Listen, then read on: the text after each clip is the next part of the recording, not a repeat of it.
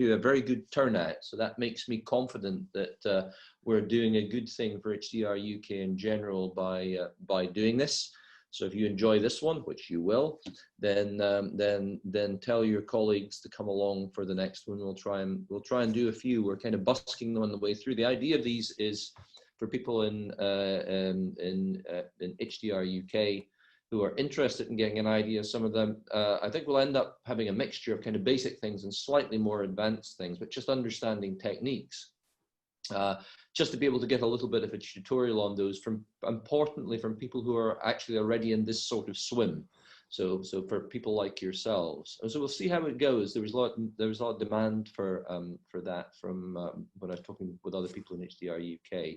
And I think it's great that Thanasis can do the first of these, because I know Thanasis quite well. And he's a good example of somebody who is very broad and versatile in the sort of techniques he uses in machine learning, not just in the techniques themselves, but in the areas of application. So, and I think he's a very good example. I feel a bit old actually, because my use of these techniques is kind of atrophied. And I think there's a generation of people who understand these sort of techniques coming up, and Thanasis is a good example of that. I won't do the normal, I don't really believe in these normal introductions where you talk about pedigree or anything like that, because Google has been invented. No. You can Google them. So you know what we're about. Good, so without further ado, Thanasis, can you do your stuff?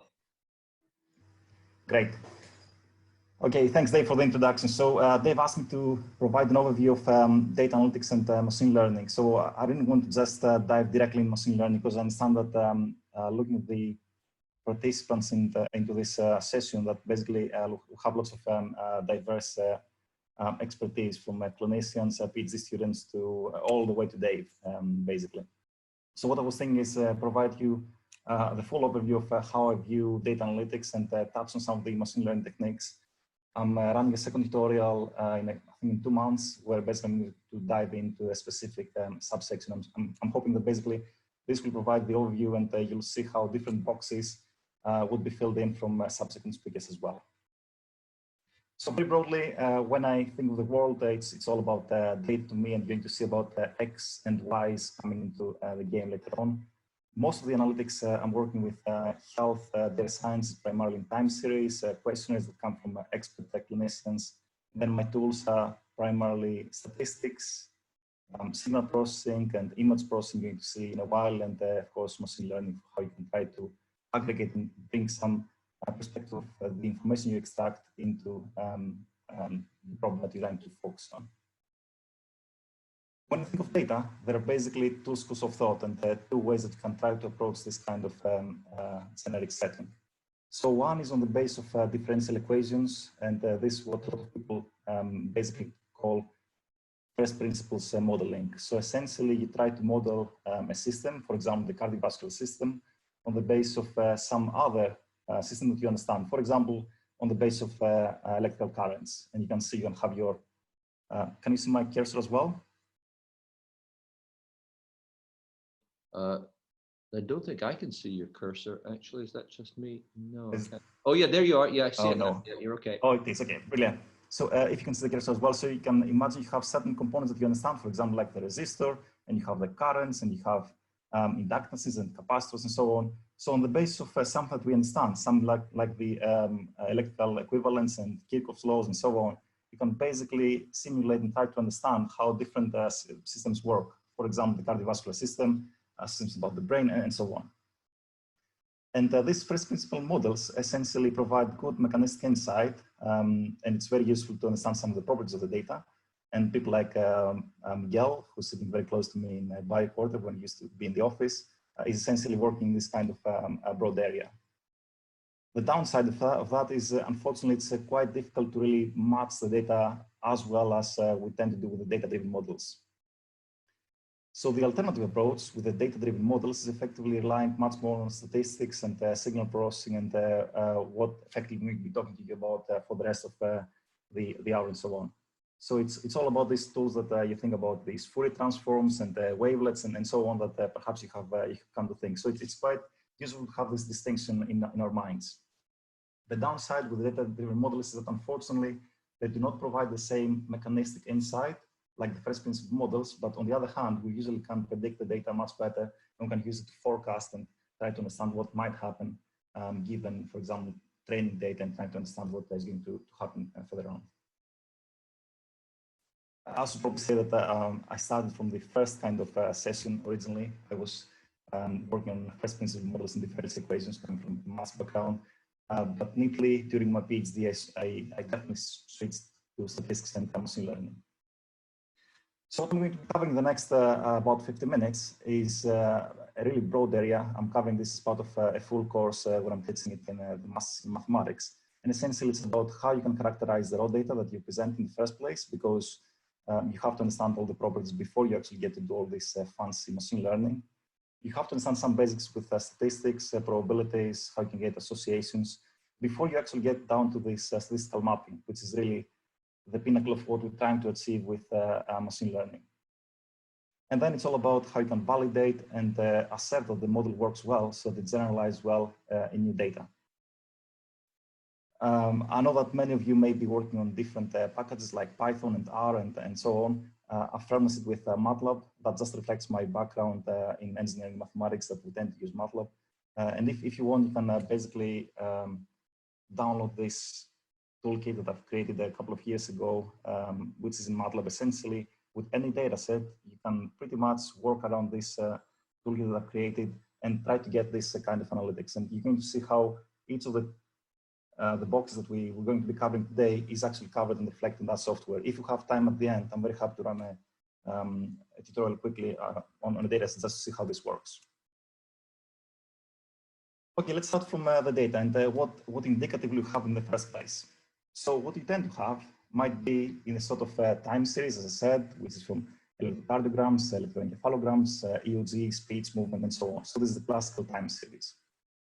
You might have, which is essentially quantities of interest which vary in time, and I'm going to bring you some examples later on. You might have some images or videos like MRIs and so on, and frequently in the healthcare domain we have reports where you use on this natural language processing approaches. You might have demographics, genomics, all this kind of additional data. So what effectively this slide portrays that we have a very diverse multimodal kind of different data that you might have that you have to process in order to make some sense of the problem. In some cases, some problems can be tackled using a single of those sources, as we might call it. So one of those modalities could be, for example, using only voice. And I'm going to bring an example like that because that's a key area that we've been working on for many years. In many other problems, quite increasingly these days, you try to work on what we call multimodal approach, which is essentially a combination of many of these different kind of original sources. And there is a lot of expertise that you have to develop around these areas to extract information from each of those raw data, raw sources in the first place, put in the convenient format, and then map it onto the clinical information that you're interested in. And I'm going to provide you with the generic paradigm that essentially all techniques can be applied down to each of those sources. So the first thing is that we data scientists, unfortunately, are frequently called quite late. So frequently, clinicians or other colleagues collect the data, and only then they invite us to come to the game and try to analyze the data. And unfortunately, sometimes that might be a bit late. It's quite crucial that we are involved and we're engaged with the data collection in the first place. One of the critical problems that is very important that we get right is what we call the sample rate, which is essentially how frequently you collect the data. Just to give you an example, a couple of years ago, I was working with psychiatrists, and they were recording mood aspects on a weekly basis. And they were trying to see essentially how they can assess the mood variability. And of course, myself coming from mathematics, I didn't really know what to expect. So of course, the question I asked them is, how frequently do you expect someone's mood to change? And they said it might change multiple times daily. And of course, to a data science, that means you must sample it with at least twice that frequency, following Nyquist theorem and so on. So it is quite crucial that before we actually get to dive in, try to do complicated ML stuff and complicated analysis, we really understand the data, we understand the problem. And frequently, some problems might simply fail just because we do not have good enough quality data, because it might be noisy, it might not be samples of a sufficiently large sample rate, or we might simply not have enough samples, which brings me to my next point. So sometimes I talk to colleagues, and of course I understand it's very costly. They might not want to, or might not be able to afford to get too many participants or too many mice or whatever the population is in that case. But unfortunately, if we want to do some high quality assessments, we really need to have our numbers up. So this is about the statistical power we have in the data. And the empirical rule of thumb there is that if in the classical scenario you have multiple cases or multiple classes, so for example, you're trying to differentiate healthy controls from people with, let's say, cancer, the rule of thumb is that you must have at least 25 to 30 participants per study, per class. And frequently, you may want to do this longitudinal as well. You may want to have repeated measurements because you might have some noise or errors in specific measurements and so on. And I think a couple of months ago, Manuel was presenting in this kind of a seminar as well, and he was emphasizing correctly the need to have very accurate labels. It's quite crucial when we get this data that we have very accurate labels from expert clinicians, because at the end of the day, everything we try to do is match those assessments. I'm going to revisit that point in a bit. The other part, when we're doing the analysis, is how you're going to segment the data. So sometimes you might be interested to essentially work on a subset of this full recording. For example, when you have some time series, like in that example I'm presenting here, you may only be interested, for example, in, I don't know, the second to the 5th second, for example. You might not be interested to capture the beginning or the end of that phonation. Similarly, if you're working with genetics and GWAS, you might be interested in specific SNPs rather than doing the full analysis. All that is quite crucial, and from our part, we have to understand the physiology just to get these things right before we get to do any of the fancy stuff. And I think it's quite crucial to say that quite clearly for me to hear as well, because sometimes I dive into some problems without perhaps paying too much attention on those details, and then I come to regret it. Okay, so what's the big picture and what are we trying to achieve in this whole paradigm? Well, we start from the raw data, which can be in a structured or unstructured form. We're trying to extract information, and you remember that, as I said, one way to do it is with the classical first principle modeling, and the way that I'm really starting with statistics and data analytics, which is what I'm going to be focusing on today. And essentially what we're trying to do is developing these signal processing and image processing techniques. We're going to characterize data and extract what we call features. So the features are essentially functions of the data. So we're trying to find some way that we're going to extract useful information from the data and present in a form that is very convenient. I'm going to come to that in the next slide. And at the end of the day, we want to use those features to map it onto the outcome of interest. In our case, for healthcare and health data science, that's typically a clinical outcome. It can be patient-reported outcome measures, so usually it's some clinician who has provided us the labels, and we trust those labels are accurate. If those labels are not accurate, we have a big problem. And I fully agree with Manuel that this is something we have to try to quantify and try to assess in the first place before we try to dive in, trying to develop all these complicated ML tools that sometimes might not work simply because we do not have very accurate labels. Quite importantly, when I try to work on a clinical problem, frequently ask clinicians if I were to bring a different clinician, an expert like yourself in the room, how much would I expect to differ? So how much the two of you, two world experts, might expect to differ? And in some cases, you're quite surprised to hear that they would only agree perhaps 60 or 7% of the time. So that's quite important for me to have, to bring in perspective that basically, if I get some accuracy of 8%, that's probably good enough, because the two experts might not agree. And frequently it's quite useful to revisit the data, get back to sit with those two separate clinicians and tell them the outputs of my ML techniques and see if they agree or disagree. And that's quite interesting in itself. Okay, so very briefly, in terms of a time series, as we dive in, there are lots of different ways that you can try to categorize them again. And once again, you can have those physiological signals, various activities, or passively collected data. But at the end of the day, it's quantities which change in time and very ubiquitous. So essentially, anywhere you were in healthcare applications, you're definitely going to see some sort of time series. It could be GPS that is definitely coming before these days. It could even be social activity. So the fact that you're playing on Facebook on your phone, people like myself like to mine it for information. It's one of those one of those sources that we use, for example, to assess mental health, and there are lots of interesting information you can extract from this kind of signals. Even the fact whom you're calling on the phone is something that can map onto a time series and then try to extract information from those time series points. So what is a time series? As I said before, it's a variable that changes in time. And the point is that I'm using this as a paradigm. You're going to see examples for how you can generalize this from time series to different signals, and then images and so on. And a time series is essentially characterized by the amplitude and the frequency. So what you see here is the amplitude, so the difference essentially between the maximum and the minimum, and the frequency. And if you have a periodic signal, like we have in this case, you can basically see what is what we call fundamental frequency. So essentially, these are the repeats between successive parts. In that particular case, this is a voice signal, but you can imagine that this could be, for example, an electrocardiogram, where you would have the RR peaks, and those RR peaks are essentially the fundamental frequency, which is the heart rate that we commonly use.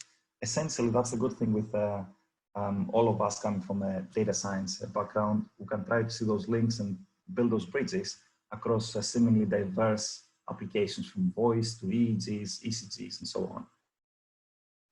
And the key, as I was saying before, is how frequently you want to sample this time series. It's quite crucial that before we actually get to do any analysis, we understand how frequently we need to capture this information, how many times per second, before you actually get to do the analysis. And as you can imagine, different applications have different demands. And usually it's a trade-off between the demands you want to have in terms of data collection and the demands you want to have later on for the processing, possibilities, and so on, what you're trying to achieve. The main thing I want to say is that essentially this falls under the brief umbrella of what we call pattern recognition, and it's really an art as much as it's a science. This is but essentially, pattern recognition is a big field that we spent multiple semesters to understand. There are lots of techniques that exist out there, but quite frequently, if you want to delve and dive into a specific problem, you may need to have your own pattern recognition techniques, and different problems are amenable to different kind of algorithms. Frequently, we can get an idea and try to bring information from one domain to another, but you may frequently have to dive down to this specific problem that you're focusing and trying to develop new tools to extract this information. Incidentally, just because I don't know if people understand what a feature is, and just to bring things in perspective, one of those features could be simply the mean of the data. So the mean of the data could be a feature, and you can imagine that if you were to have information from you and myself, the mean of that info might be slightly different between you and me. Now that is something that potentially is useful and could be applicable for an ML tool that we can use it for some assessment. A different feature could be, for example, the amplitude. What's your minimum and maximum values? This difference could be one feature. Another feature could be, what's this fundamental frequency, or your heart rate if we're talking about ECGs. All these different things are features which essentially we can populate, as you'll see in the next slide, and use to try to differentiate groups or try to assess, for example, if someone is healthy or they have certain pathologies. Which brings me to one of my key slides. You start from the original signals, you start from these raw data, as we said, from EEGs, activity, location, MRIs, scans, images, and so on. And the great thing is that you can basically transform everything into a design matrix. And anyone who has ever come close to me, they know that this is exactly how I think of the world. So this is my design matrix X, and essentially what you see, you have n participants in your study, where for each participant, person 1, person 2, and so on, you have exactly the same characteristics you're trying to measure. And for argument's sake, this could be demographics. So for example, feature 1 might be age, feature 2 might be gender, and so on. Feature number 5, for example, could be the mean of the activity. And feature number 6 could be, I don't know, the variability of location, and so on. So essentially, you can try to build M characteristics to characterize each single person. So the first person could be Dave, and Dave is characterized across what we call an M-dimensional space. So effectively, Dave is represented with M scalar values, a vector. And similarly, that's me. So the second person is characterized across exactly the same characteristics as an M-dimensional vector, and so on. Now, the interesting thing is, as I said, this is a design matrix X, and frequently you have N participants in your study. You have characterized those N participants across M characteristics, and then you have the outcome, which is usually in that domain provided by expert clinicians. And again, I stress, this is very important that this is done very accurately. If we do not have good labels to start with, we're basically doomed to fail. So we cannot really expect that the ML will do wonders and try to predict something very accurately. The other thing I should emphasize that essentially when we develop those ML tools, effectively what we do is we try to develop mathematical algorithms that map effectively, map the information that you have in the design matrix X down to the response Y, this outcome. So Dave knows this, that basically the university is paying me real money essentially to work on that equation. It's my favorite equation, and that's essentially what I'm doing. I'm trying to find some smart ways to extract information from the data, whatever domain that is, from voice, cancer, cardiovascular, and so on. Put it in this design matrix X. The outcome is provided by the experts or the patients themselves, and essentially the problem that I'm usually faced with is, can I extract information from raw data, put it in this format, and then develop this mapping mechanism? So that's where the interesting part starts with data analytics. And that's the arrow. That's essentially exactly the way I think of problems. So when you start with statistics, you start with the visualization of the tools that many of you will have seen, and very quickly I'm going to mention some of those tools. You proceed with the analysis of classical correlation coefficients and so on. And the last bit, the two last parts, is essentially the machine learning part. We're going to be covering each of those boxes in very briefly, and essentially in the next tutorial, I'm going to dive into this particular box. And we probably expect that each of the participants that are going to follow in this HDRK seminar series would probably be covering one or more of those boxes. This is exactly the way I think of data analytics, and for me it has been very helpful to really try to systematically assess where each of those papers that I read or each of those talks that I attend, how they fit into these kind of boxes. But essentially, all of the analytics can be essentially captured here. So the first part, before you actually do any of the fancy ML, is that you have to start simple. You have to really start with histograms or standard density estimates. And there are lots of different ways, there are lots of research for what is the appropriate bin width and how many bins you want to have, or how you're going to optimize the kernel to get this appropriate density. And unfortunately, I do not have the time to really dive and tell you some of the fun examples I've been running class when I'm discussing about kernels and so on. The point is, you're trying to do that because you're trying to assess, to get a sense in the first place of the mode of the data, where the data mostly sits. For example, here you can see the mode of the data. And you can try to get an idea, for example, for the minimum and maximum values. You can try to get an idea for outliers. And outliers are something very useful to know and be aware at this stage before we actually do any of the fancy, complicated analysis. Just to give you another example on this front, a couple of years ago, we were working on the MIMIC database, and many of you may know of MIMIC. It's essentially about information in the ICU that people have been recorded in Boston. And one of the variables that we're using was temperature. And you would imagine, okay, temperature is something straightforward to measure, and you wouldn't expect some massive outliers, right? I mean, it's quite obvious the values that you probably would expect for a person who might be into the ICU, they would be between, I don't know, 35 and 40, 41 perhaps. They would not have values of 90. And that's the tricky part. So we only had the raw values, but we didn't have the units. So when we tried to do the first thing, we tried to do exactly the kind of histograms and density plots. We got a lot of values in the range of around 90 and 100. And the first, I guess, gut feeling of what we had was, okay, these are outliers, just completely exclude those participants. And as a first instance, that's of course the right approach to take. But if we try to delve deeper, what we identified was essentially people were using different units, and those units were not obvious to us.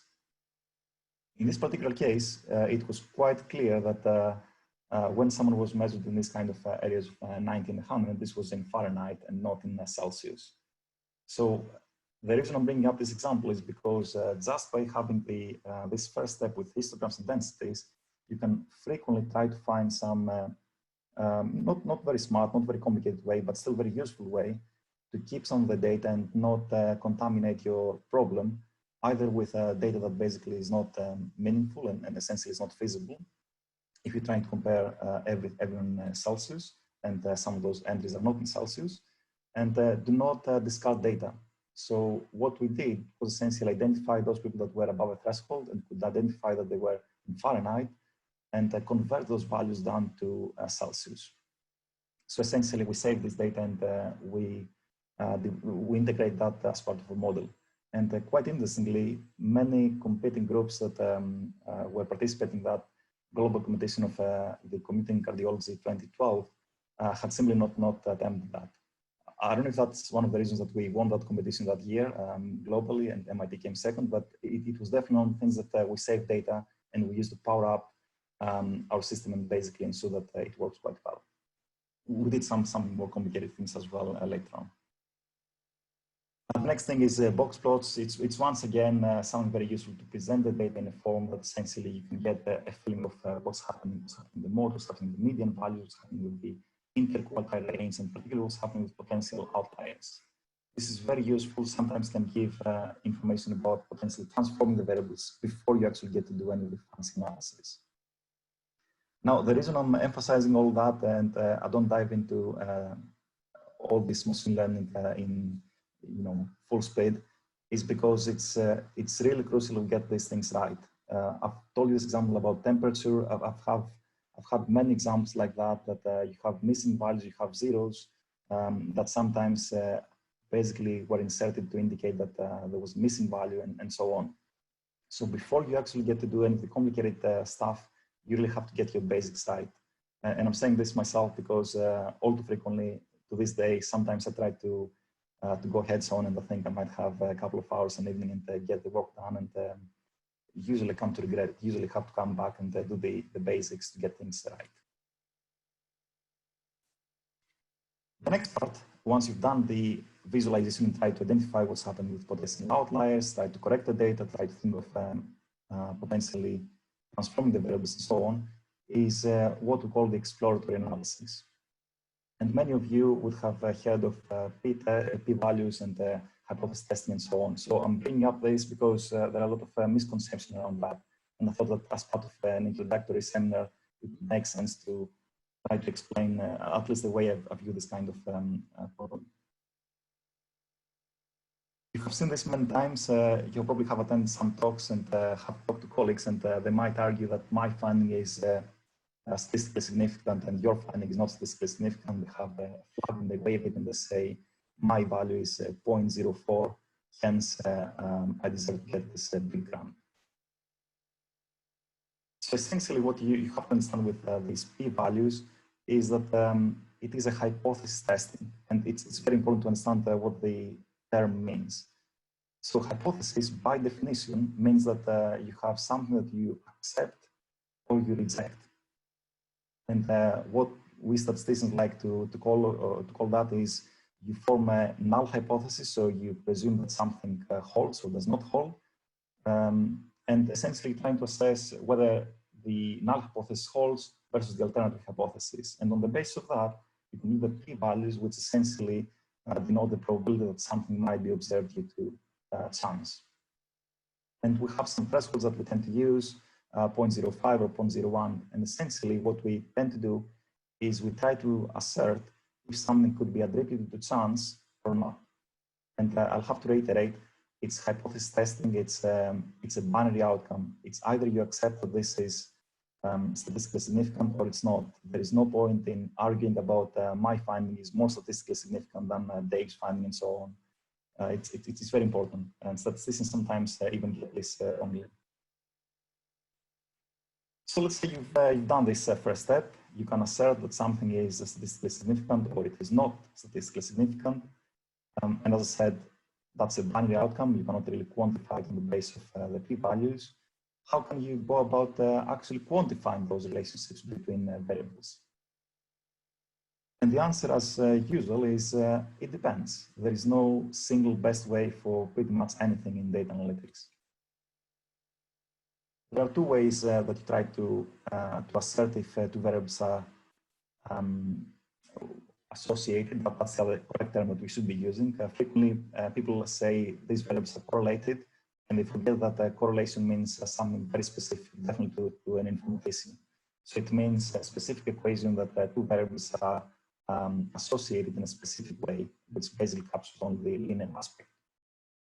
And there are some more complicated ways with probability densities that it's basically one of my favorite topics, and unfortunately do not have the time to go into that into more detail. But essentially what we try to do with probability density approaches, and some of you may have heard of divergence metrics, mutual information, there are some other more complicated metrics as well, is that essentially you try to quantify and assert if two variables are associated in the nonlinear sense as well, not only in the classical linear way.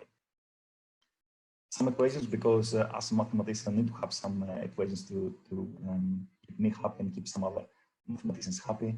Essentially, what you need to remember is that you try to only work on the basis of the covariance of two variables versus the product of what we call the marginals of the variance in the data. So that's, if you think about the standard deviation, it's like the joint standard deviation in a way versus the standard deviation of the first variable and standard deviation of the second variable, informally speaking. And the way to assert if something is statistically strong is basically commuting this equation. The value by definition will lie between -1 and 1, and there is some controversy or some disagreement on essentially what signifies something is statistically strong, and it varies across fields. It's definitely very different in physics, where something above 0.9 or 0.95 might indicate that this is really a physical law. In health data science, usually if you have a magnitude of about 0.3, which basically means the absolute value of the correlation coefficient is above 0.3, then you can be fairly happy that this is a statistically strong association. It means that those two variables basically tell something important about each other. So you can have some belief that using those variables in X can basically tell you something useful about Y. If you get something about 0.5, I usually tell my PhD students, just pick up the phone and call me. Get about 0.6, start dancing, and call me to dance as well. It's very rare that in clinical applications we get values of 0.6 and 0.7 in at least most of the problems that I've worked on myself. The next thing I want to emphasize is that correlations are good, and do not get me wrong, it's something that I always use and I always try to interpret and understand what's happening. But it's very important that you understand that they do not tell the whole story. So if you remember the arrow, I told you about using statistical significance testing. I told you about using correlation coefficients, and we're going to move on to the more ML part. But you should not look too much into the correlation coefficients, because sometimes they basically indicate that something is statistically significantly correlated and statistically strongly correlated. As you can see here, there's a correlation coefficient of about 0.99 between two variables that you would not normally expect. I mean, think about it, that they should be affecting one another. So I do not know if you have any particular belief, but the consumption of margarine would probably not correlates so strongly with the divorce rate in Maine, which is, I think, a small town or a small village. So I don't know if you have some further insight on that, but the point I want to make is that you should exercise caution when you're trying to interpret correlations before you actually get into the ML. And that's a very fun website, so if you want, you can go and follow that. There are lots of examples where basically there are spurious correlations of variables which should not really be related, but since the correlation coefficients tend to be, 0.9 and so on.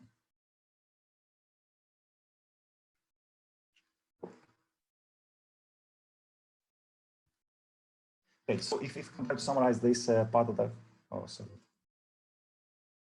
If you can try to summarize what I was saying so far, is that with the p-values, remember that you're trying to assess if something is statistically significant, and full stop. There's no point in trying to express strength in that sense only with the p-values. If you want to quantify the extent of that strength of between two random variables, you have to do it with correlation coefficients or something more complicated like with divergence metrics. And again, it depends on the domain, but at least in the clinical domain, something about 0.3 is statistically strong. And now we're moving on to the more interesting part, which is essentially what I told you before, how to try to find the mapping function of X, of the design matrix, down to the response Y. The good thing is that if you have managed to get these 0.3s and 0.4, those correlation coefficients, you have a very realistic opportunity that this may be a successful task. The reason we're trying to do all these parts is that if all your correlation coefficients indicate something like 0.05, 0.01, 0.15, my hunch would be that this may be a very challenging task. Perhaps you do not have the appropriate raw data, or perhaps you have not extracted the appropriate features to try to get this to work very accurately. So that's why we're doing all these steps in the way. Which brings me on to one of my favorite topics, and this is what I'm going to be talking to you in the second tutorial in a couple of months, which is on feature selection or transformation. So remember, you have extracted the features, you have put it into this design matrix, you have tried to work with each variable, you have done all these scatter plots and got the correlation coefficients, got all these p-values and so on. But still, it might be possible that some of those variables might be noisy, or might be redundant, or might be something that you do not want to take forward to put into your classifier later on. In simple ways, the way I think of this problem, and definitely this brings me back a couple of years when I started thinking about it, was that surely it cannot be bad to bring more and more information about something, right? As humans, it almost seems counterintuitive that if we were to remove some information, this would actually improve the learning process. It's almost counterintuitive, but only almost. And the example that I like to bring up in class is that if you know that you definitely have some information in your office, and it's one of those documents, essentially having multiple documents is going to be quite detrimental in the process of how fast and how efficient you can try to identify the correct document. The information is there. We agree that this right document that you want is definitely in here. However, if somehow you were to get rid of the garbage of those documents that are not needed, then surely the information that you would have wanted, this document, would definitely be there. So that is the high end, if you will, of how we try to interpret, and I'm going to revisit this in much more detail in 2 months' time. Suffice to say at this point that what we're trying to achieve is essentially finding a way to get rid of these documents which would not contribute to this particular problem. In our case, those features which might not contribute to the problem. And the term that we frequently like to use in this kind of problem is what we know as Occam's razor, which essentially is that if you have 2 or more models, you probably would want to have the simplest, because we know that the simplest approach is probably the correct one. And usually when I present to class, I have the second example as well. You know, you have also Occam's professor. And for the PhD students in the room, you can probably expect that I'm guessing your academic might want something a bit more complicated than if you were to present some simple model. As I said, I'm going to cover that aspect in much more detail in a couple of months, because it's a topic I'm quite keen on. But at this point, let me move on the last bit of the analysis part of the analytics, with statistical mapping, and that's really the most important part of the ML, because at the end of the day, that is what we're trying to achieve. We try to find some way to map the extract information down to the outcome of interest. I was thinking how to make this, I try to avoid terms, but I'm afraid I cannot avoid all these terms because they're quite crucial for us to communicate. So it's quite important to establish some truth and sometimes that we're going to be using quite frequently. Remember, we have the information we have present in this design matrix X, and as I said, frequently you're given this outcome Y. This comes from clinicians most of the time. Now, if you do not have the outcome or you do not want to use the outcome for whatever reason, you're sitting in what we call the unsupervised learning. You do not have like a supervisor, something to guide you on if you are learning something well. So that is why we call it unsupervised.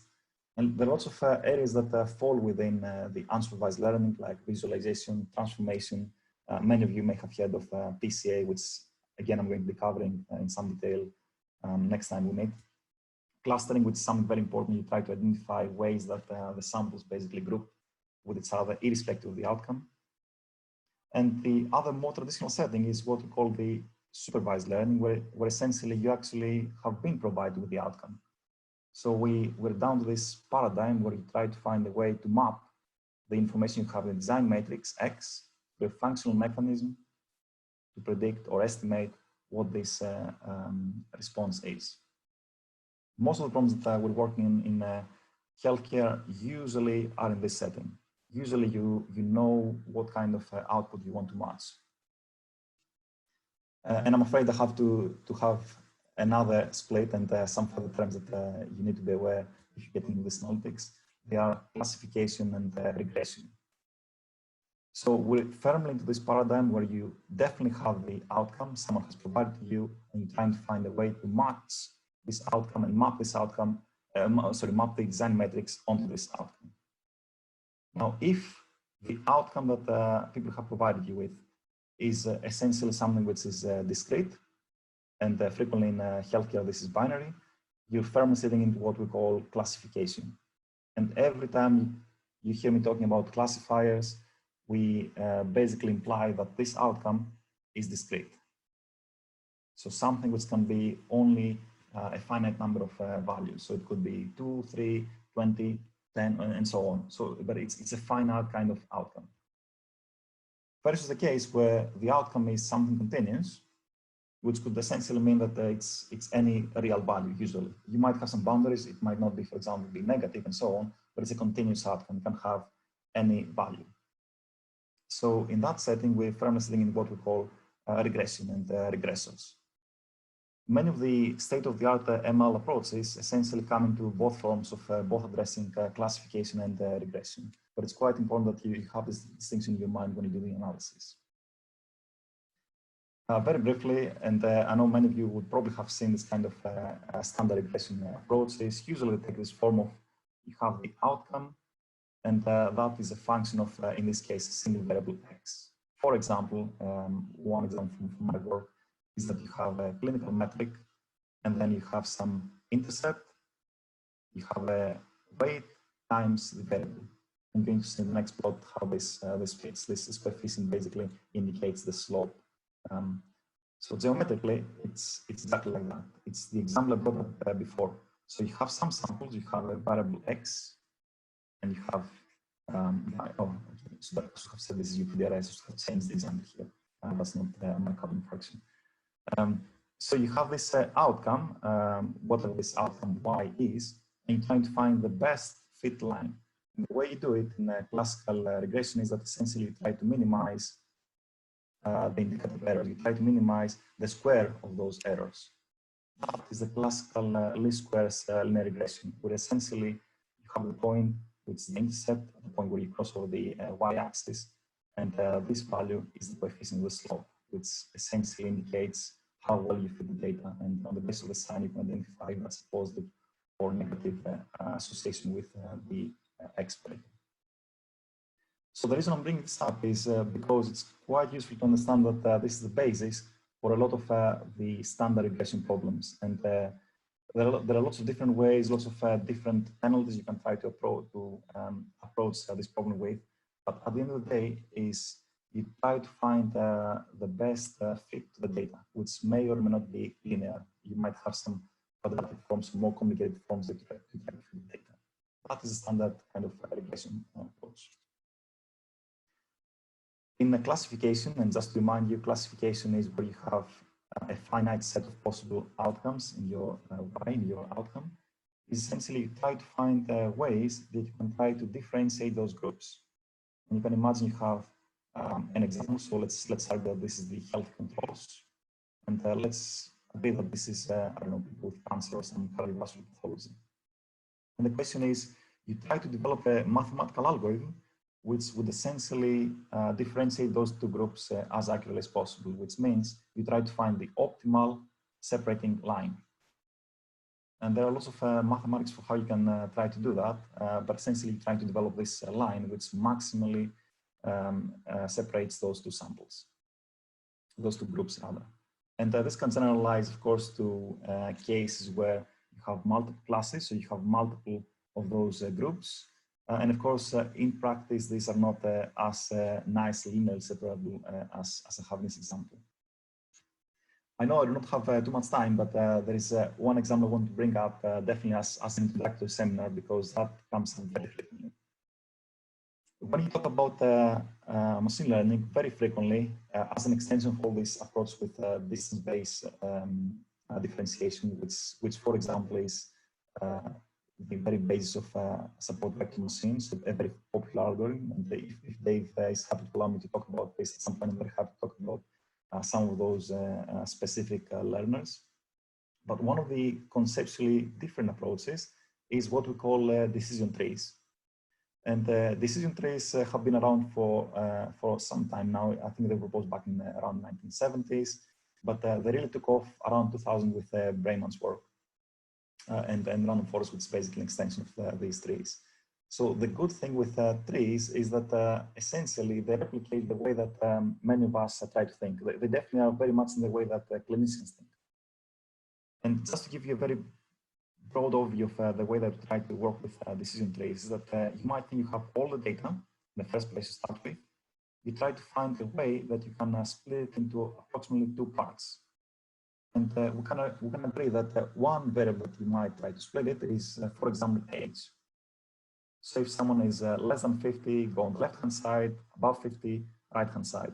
So now you have split the original data set that you had into approximately two halves. Then you can further split it, that data set. So for example, if the diastolic blood pressure is below 70, go left. If it's above, go right, and so on. And you can imagine as you traverse this tree, you progressively trim down and reduce by almost half in each of the subsequent parts the data. So you start with, let's say, 500 samples, you have 250 samples here, 125 samples here, and if you further split it, you go down to 60 and 30 and 15 and so on. So at the end, you're going to reach what we call leaf nodes, and you're going to see how this associates with the outcome. Hence, you have developed a model where essentially you can follow each of those variables, each of those splits for each of those values, and try to map it onto the outcome. That is the mapping mechanism that you're going to use for a new participant. So if you have trained this model, and I'm coming new in the clinic and you do not know anything about me in this kind of data, you collect the information that you would have. So you're going to do all this MRI and blood pressure and get demographics and so on. So you're going to see age above or below 50, okay. Below 50, here I am, gender male or female. If you're female, left, otherwise right, okay, right. If your body surface area is above or below, and so on. And then you're going to reach this leaf node at the end. We're going to make an assertion of if, for example, I have cardiovascular disease or not, depending on the problem we're going to focus on. So this is the big part with trees, and I thought I should just bring it up because it's very frequently coming up, and you may see all these gradient boosted trees and random forests and rotation forests and so on. It's something very popular, and at least you'll have an idea for how this is the very basic and the very essence of how it works. It is quite complicated mathematically if you were to dive in and try to understand exactly how it works. The other part I want to highlight as we're coming to close is what we mean by ensemble learning, because that's another part that is very frequently met in machine learning. And like with most things that we engineers slash mathematicians slash informaticians like to do, frequently we try to do things either in sequence or in parallel. So again, for ensemble learning, you can have different learners, and by learner I mean each of those simple techniques that you might use. So you might imagine you have a simple SVM, and you have another tree here, and another SVM, and so on. So you have them in sequence, or this could be logistic regression, any of those simple learners that you might want to think of, and it could be regression or classification. And essentially, what you're trying to do is progressively learn on the mistakes of the preceding base, and so on, and you develop basically something which is sequentially improving. That's the first kind of approach where things are done in sequence. The parallel approach is essentially you try to bring all the learners to learn something at the same time, the same pace, and then they get to vote. And on the basis of voting, you get the final model.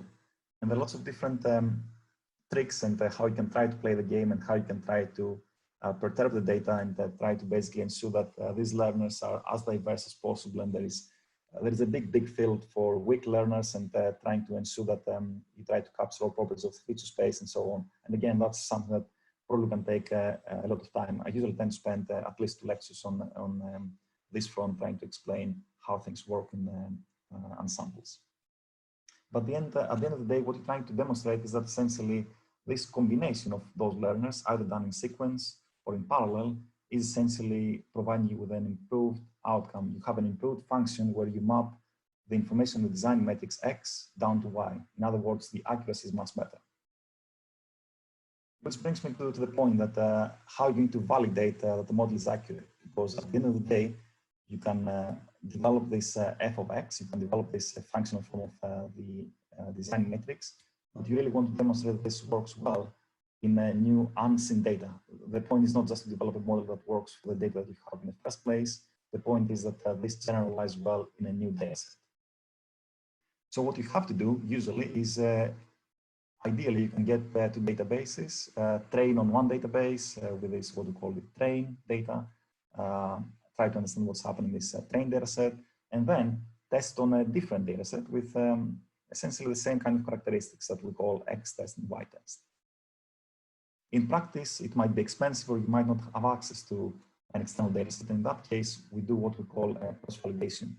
So essentially what you do is you try to replicate that setting where you have a separate training set and a separate testing set. So what you do usually is you take 90%, which you call the training set. So you have the X train and Y train with only 90% of the data. Usually you randomly permute it and randomly select those entries. And the remaining test, the remaining 10% is what you call the test set. And you repeat this process multiple times. It's a very simple approach conceptually, but you'll be quite surprised that in many papers that I read, that's not followed. And essentially what that means is that people tend to either cheat or not report things accurately in a way that you can feel that those results are trustworthy. If you do not follow this process with multiple iterations, essentially you cannot be certain that you, first of all, either handpicked those sums that you wanted, and hence it's a simple problem, or you might try to demonstrate that you have some extra accuracy, whereas it's not, or you might have just been lucky or unlucky in the sense of what you reported. At the end of the day, it just means that we do not have confidence that what you responded as outcome. Which brings me towards the end on how you're going to assert if something is accurate or not. And it really depends down to the problem. So you have what we call a loss function, which is essentially what the model has estimated is y hat. You have the y, the ground truth, and again I'm emphasizing, you hope that this ground truth that you were given by the experts is accurate, otherwise you really would be shooting yourself on the foot trying to replicate something that's inaccurate. When you have classification, what I'm really trying to emphasize to my students is that you must provide the what we call the confusion matrix. So you must try to get something like that, where you have the k number of classes, and you try to assert how well something which is the ground truth maps onto the estimate. And ideally, you want everything to be in the log diagonal, and anything off the log diagonal will be 0. So that would be an ideal case. In practice, of course, you have different values across everywhere in the table. The good thing with the design matrix is that you can see where your classifier might have got something wrong. So if the output was 1 and your classifier had mistakenly said that this is 2, this might be acceptable, but it might not be acceptable if the estimate is to be 3. And there are different penalties that you might want to use there. Conversely, if you have a regression problem, you might use some different metrics on the basis of what you try to penalize and assess, like the mean absolute error and the mean squared error. In the binary classification setting, there is something that is very frequently used. It's called the area under the curve. And essentially, once again, you can try to get an estimate of what's happening with different values of what we call sensitivity and specificity. I have some reservations about the AUC because in practice, you get to choose a specific point that you will focus on, for example, this point, which would lead to a specific value of sensitivity and specific value of specificity, rather than the full AUC, where you do not know, for example, which model is better. Like if you were to compare the red and the blue, it's not clear which one is really better, because it really depends on where you're actually going to put the cursor to work on and work on the sensitivity and specificity values.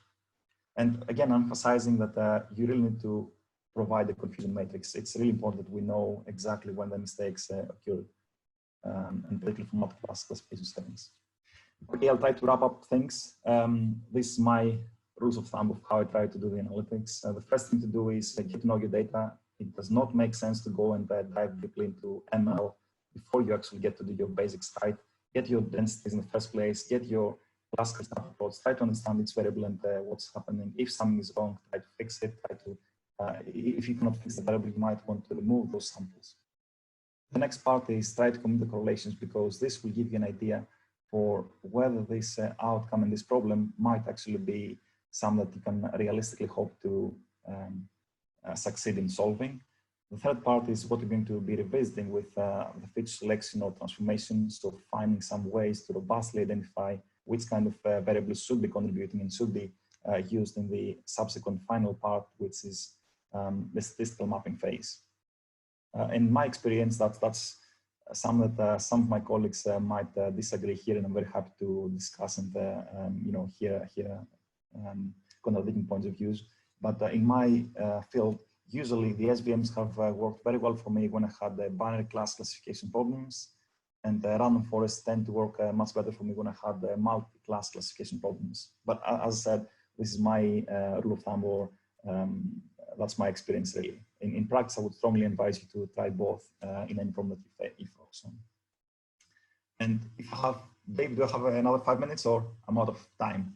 Have another 5 minutes. Knock yourself out. Okay, another 5 minutes. Just this is the last part is basically an example from my research. Very quickly, I'm going to go through the first steps that you can see. It's an example from how you can see how the parts that discussed before can be mapped onto the classical problem we have. So this goes back into my PhD time, and the problem was about Parkinson's disease. And for those of you who do not know something about neurology and Parkinson's disease, it's essentially a disorder that has lots and lots of different symptoms. It's not only the classical tremor that you might expect. This was really my understanding when I got into the PhD. But lots of other diverse kind of symptoms. And the problem is that frequently people get to visit the clinic every 3 to 6 months, in some cases even every 12 months, and hence they do not get appropriate, first of all, diagnosis, and secondly, the optimal treatment. And there is no really ground truth. You rely on the expert to tell you that this person is doing better or worse, or they have what they call a symptom severity metric that I'm going to talk to you about in a second. And as you can imagine, with most clinical problems, there is the inter-rater variability, which means two trained experts might differ from each other quite considerably. And part of the problem is, of course, that when you get to visit the clinic, you only have those 10-20 minutes with the expert, so they only get a snapshot of what's happening about your condition with Parkinson's. I should probably say there is no biomarker in terms of blood tests and so on. So what Intel thought in the first place back in 2006 was, can we actually try to solve this problem with some data that would be fairly easy to collect? Something like voice. So they set up the study, they developed a device, they got all the data were coming to the clinic or our servers, and there I was, youthful, that's me starting my PhD, waiting hungrily to get the other data. So you have the voice data, so a signal, a time series, and then we're going to do all the analytics that we've done today to basically report this clinical metric that clinicians want to see. Now, just to give you an idea, this metric takes about 30 to 40 minutes for the experts to be assessed. What we're trying to achieve is just get the participant to sustain a vowel, so someone saying ah, and they use that information to very efficiently, within 30 seconds, get that information to clinicians without the person having to find the pin. So again, I'm repeating this plot. It's exactly the time series as before. You extract some features. I'm going to very briefly touch on those features. You apply the ML methodologies that we did, and then you report the results back to the experts. So the data is exactly in this form. It could be any signal, it could be any image. The approach then is how you can extract this information. And most of the part of my PhD was exactly this pattern recognition approach, where effectively I've applied lots of different ways, trying to smartly extract information from the raw time series, bring it in a convenient form, as we discussed before. So had my about 6,000 phonations. I characterized them about, I used about 300 different algorithms. And essentially what I tried to do then is use this clinical metric that the clinicians provided me, 300 information, 6,000 phonations across 300 algorithms that I used, and map onto the outcome. Now the outcome is this UPDRS, and what you observe is over 6 months trying to monitor this progression of the disease. And what you basically can try to see here is the red is the probabilistic output of my classifier, with the dots is essentially the ground truth. If I'm doing well, that means that the red overlaps with the dots. And you can see that most of the time I'm doing this very accurately.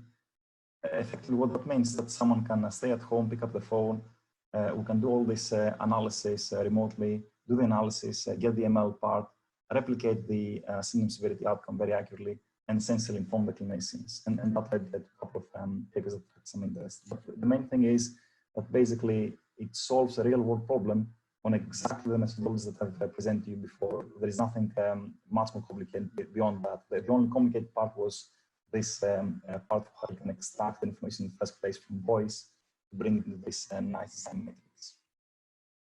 And with that, I'll wrap up. For those of you who are interested to get perhaps a more expanded version of that, I'm teaching a course which is basically over 10 weeks, and you can download the material here, have all the notes I have. And if you want the longer version of that, there's an introductory book in statistical learning, which I really like, which I would strongly encourage you to read. And with that, I'm very happy to take any questions. That's terrific, Thanasis. I think genuinely that's a really good introductory talk, and we have. I don't know if you want to stop sharing your screen for now, and then we can see people. Maybe I don't know if that's a good thing. Sure.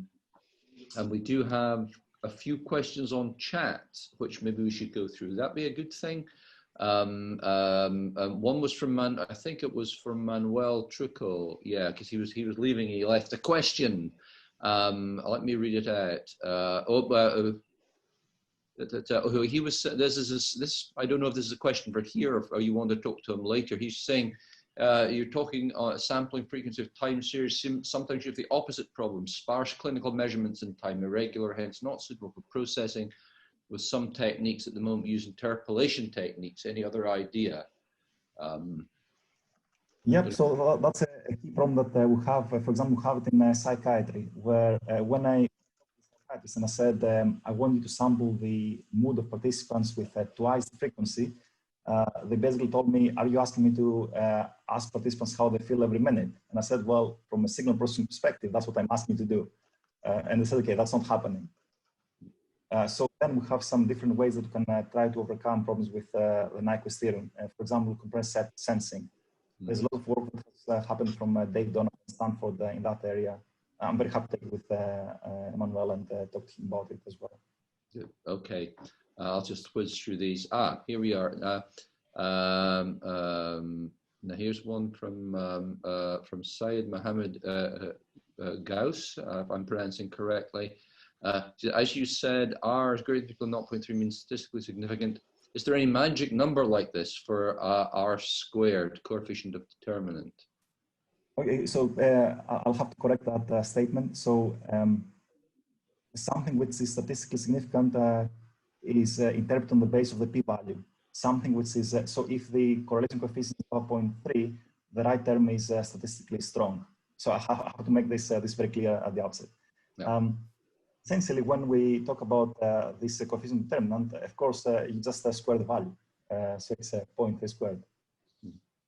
Good. Okay, so here's one from Anna Barnes. For cross-validation, can you clarify, quotes, out of sample test data? Not sure if you meant use a subset of the training data to test or if you meant a different data set.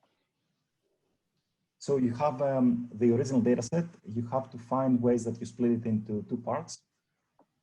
You're not allowed under any circumstance to touch the test data. So the test data will never, ever be seen by the classifier while you were training the model.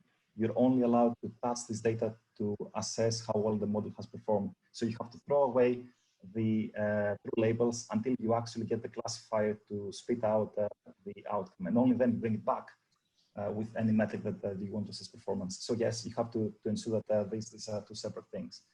When you repeat the cross-validation part, essentially what you're doing is you bring back everything together, you reshuffle the data. Again, you choose 80 or 90% to be part of the training set, and the remaining is for testing. Great. Here's one from Peter Charlton. He says, could you comment on why one might use the mean squared error rather than the mean absolute error? So that slide. Yeah, so we tend to use squares when we want to penalize quite severely outliers. So you might imagine a case where, for example, if we talk about the classical regression problem, where you the ground truth is, for example, 5. The regressor gave you a value of 10. You want to penalize it quite aggressively because it gave you a value which was very far apart from the ground truth. Hence, you use the square because you want to penalize quite severely. Great. Okay, here's one from Rosemary Walmsley. It says, could you talk more about choosing good performance metrics?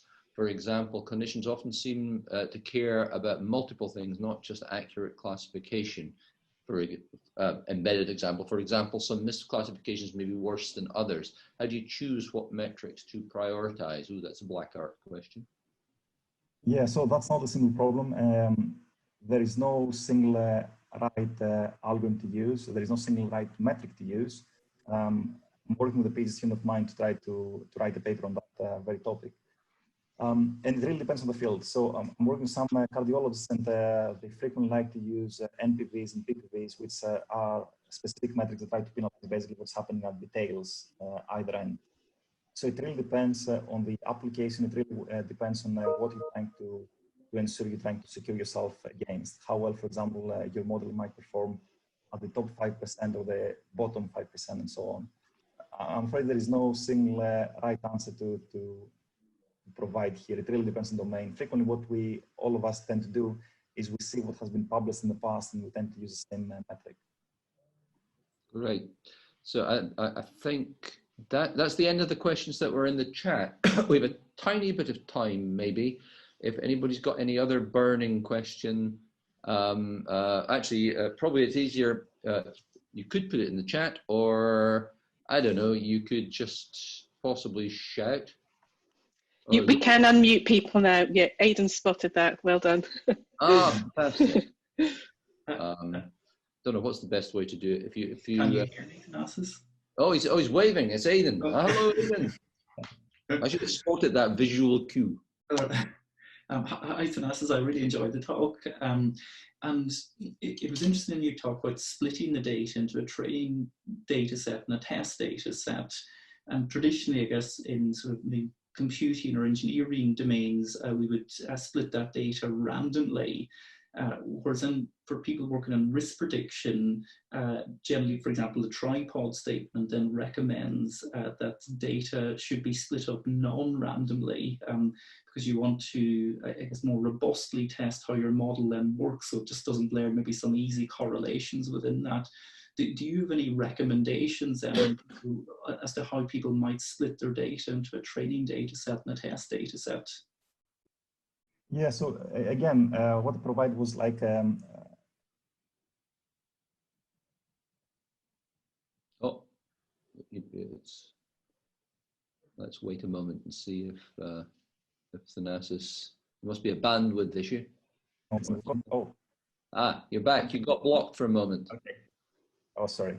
So Aidan, what I was saying was that yes, what I provide is indeed something fairly generic. In certain applications, you may want to try to assess how things work, for example, across patients who might be at early stages of any severity metric, mid, and so on. So you might not want to just merely apply this random selection, or you might be interested, for example, do the analysis to keep out participants, not samples. So that's a common problem that we have in biomedical applications. You might want to keep out a specific samples coming from individuals rather than random samples, because then you would contaminate the data with the same participant essentially in the training and test set. But to answer your question, it really depends on the kind of application you have, what you might want to penalize, what you might want to focus on, and it really depends on the problem that you have and how you can try to optimally achieve it. In certain ways, for example, some of the problems I'm working on, you might have multiple samples per participant. And what sometimes might work there is that you may want to train a classifier to spit out an answer for each of those samples of the participant, and then use a further majority voting or some different kind of voting at the end to get the actual value for you specifically as an individual, and compare the ground truth with that value. So it really depends. What I tried to provide was a really generic setting, but I'm well aware that for certain applications, you have to tailor make that and I guess adjust on the basis of what we need to do. Excellent. Here's a curly question coming on the chat from Sean McBride. Stuart, would you ever use synthetic data to test? Dun, dun, dun. It's not easy to answer this question, so it depends. I guess if what you're trying to assert is that the model works very well, then yes, by all means, you can use synthetic data to train your model. You can use synthetic data to test the model, but at the end of the day, you would have to try some real-world data to see how well it performs. What sometimes has worked well, and for example, Microsoft has done this very well a couple of years ago, is that they had a fairly limited sample size. So I don't know the exact figures, but the sample size was fairly limited. So what they did is that they split the data into training and testing, as we discussed. So they kept some of the real world data for testing, and they were not allowed to touch it until the very end of the analysis. On the basis of the training data, they generated synthetic data, where essentially they increased the statistical size of the data set. Essentially, that means the design matrix grew in terms of the rows that they had. And that demonstrated to have actually improved the accuracy of that algorithm. So yes, by all means, you can use synthetic data, you can generate the synthetic data, but you have to be a bit careful how you generate it, what you're allowed to touch. You're not allowed to touch information in the test set to use it and so on. Oh, and here's one from Iris Ho. Is CART better or random forest? I think I know what you're Random forest, that's an easy one. So CART is basically stands for classification and regression trees. It's essentially a single decision tree. So a single decision tree, if you were to develop in full, would basically not work very accurately. So you'd have to do what we call pruning, which essentially means you develop the tree in full, and then you cut some of those branches and get some accuracy. What essentially random forest does is it provides an aggregated version of those cards. So you have multiple cards, multiple decision trees. You usually have 500 trees, and then you do voting. It's computationally more intensive, but not considerably so for most of the computers that we use to this day. And in my experience, every single time it works better. So yes, by all means, provided you have the computational resource and at the time, yes, use random forests. Righty-ho. I'm mindful of time. I think maybe we should stop now. Actually, although it's quite pleasant to carry on, but I think we'll stop now if that's okay for everybody. And Thanasis, got lots of messages coming in saying how clear and helpful this was actually, and I agree. I think it really was.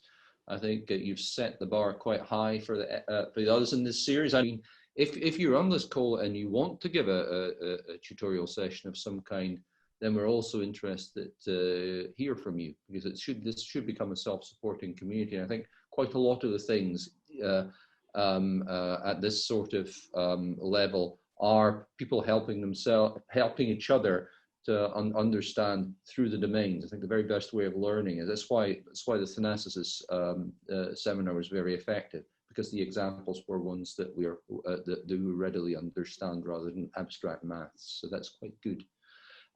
So with that, if everybody's happy, thanks for again, Thanasis.